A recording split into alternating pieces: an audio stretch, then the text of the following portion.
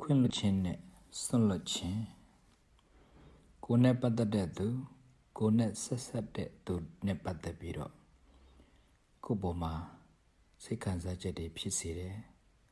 သူရဲ့လှုပ်ဆောင်ချက်ကကိုယ့်အပေါ်မှာထိခိုက်နစ်နာမှုတွေရှိလာတယ်ဆိုရင်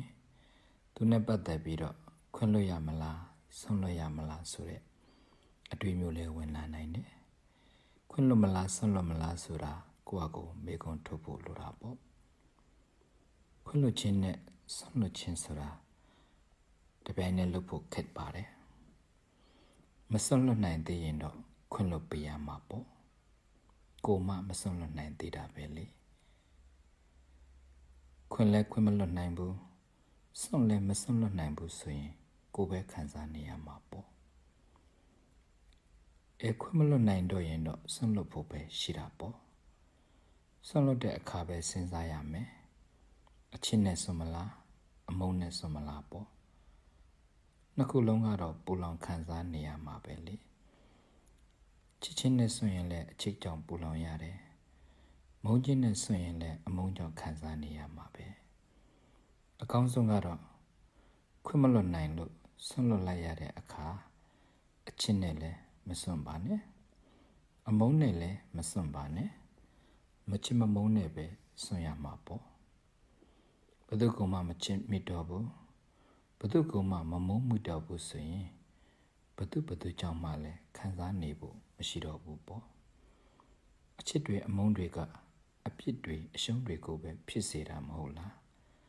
မချစ်မမုန်းကတော့အကောင်းဆုံးပါပဲလေ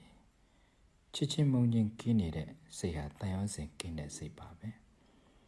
တန်ရုံးစင်မရှိတော့ဘူးဆိုရင်တန်ရုံးစင်ကြောင့်ပူလောင်ရတဲ့ခံစားချက်လည်းမရှိတော့ဘူးပေါ့ချီနှောင်ရတဲ့စိတ်ဟာတန်ရုံးစင်ကိုဖြစ်စေပြီးတန်ရုံးစင်ကပဲကိုယ်စိတ်ကိုပူလောင်စေတော့တာဖြစ်တဲ့အတွက်ကြောင့်တယောက်ယောက်အပေါ်မှာစဉ်းစားဆုံးဖြတ်ပြီးတော့ခွင့်လွှတ်ဖို့စွန့်လွှတ်ဖို့ဖြစ်ရတဲ့အခါမှာ